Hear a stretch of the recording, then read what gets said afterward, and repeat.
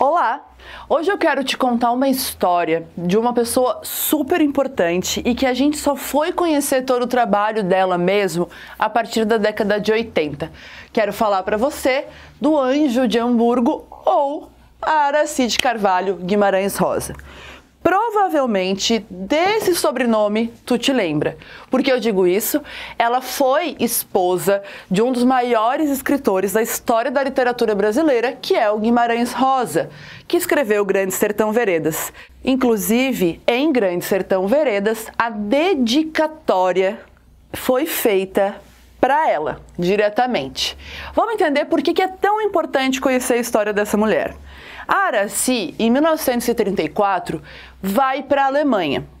E a gente aqui no Brasil não tinha tanta noção do que estava acontecendo na Alemanha à época, né? De todas as barbáries e perseguições que já acometiam a Alemanha em relação ao nazismo.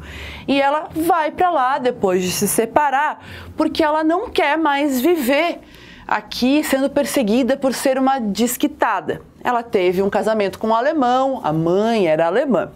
Então ela vai para Hamburgo e, como ela era poliglota, ela começa a trabalhar na Embaixada do Brasil na Alemanha. E é nesse momento que ela começa a perceber que está cada vez mais complicada a situação dos judeus alemães. As deportações já haviam começado, começou a proibir, alguns comércios, ela vivenciou a Noite dos Cristais, que é uma noite em que foi destruída uma boa parte dos comércios, das bibliotecas, das casas de judeus alemães, e ela, enxergando tudo isso, resolve que precisa fazer alguma coisa. E essa coisa que ela resolve fazer é tentar garantir que o passaporte dos judeus em fuga da Alemanha fossem liberados de forma mais rápida para chegar até aqui o Brasil. Então, via a embaixada brasileira, ela conseguia expedir passaportes. Ninguém sabe muito bem como que ela não foi pega e também como que ela conseguiu fazer isso sem ser percebida. Dizem que o que ela fazia era ignorar a obrigatoriedade do uso de um J, que eles obrigavam a colocar um J em vermelho nos passaportes para apontar que aquela pessoa era judia. Então, ela começa a não usar. Outra maneira que também pode ter acontecido é que parece que ela misturava os papéis junto com outras burocracias e as pessoas acabavam assinando aquilo sem ver necessariamente que era a garantia de um passaporte judeu. E isso não era um problema só na Alemanha. À época, o governo Vargas tinha certa proximidade com o governo tanto italiano quanto alemão, e eles também estavam fazendo uma segurada de chegar aos judeus no Brasil, tentar impedir a chegada dos judeus aqui. Houve ali um processo antissemita. Nesse meio tempo, com o desenvolvimento desse processo clandestino que ela fez para ajudar que os judeus saíssem da Alemanha, ela conhece o Guimarães Rosa, que até então estava lá como cônsul adjunto em Hamburgo.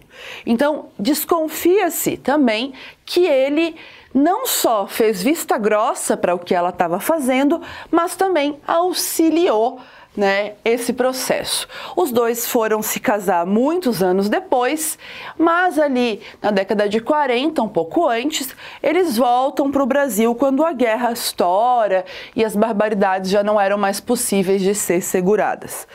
Hoje, a gente conhece a história dela por causa de pessoas que ela salvou à época. Pelo trabalho dessas pessoas, pelo trabalho de pesquisa e depoimento, hoje a Araci tem o título de Justa entre as Nações, que é dada para a comunidade não judaica que fez um esforço para ajudar a população judaica durante o Holocausto. Quando perguntada por que ela tinha feito aquilo, ela não deu muitas grandes explicações. Ela disse que eu fiz porque era justo, porque era o certo. Então, é legal a gente conhecer e fica a dica aí para você que tem acesso à Globoplay para assistir a uma série que chama Passaporte para a Liberdade, que conta a história dessa mulher maravilhosa que muitas vezes ficou aí nos cantinhos do passado sem que a gente soubesse de seu trabalho. Certo? Até mais!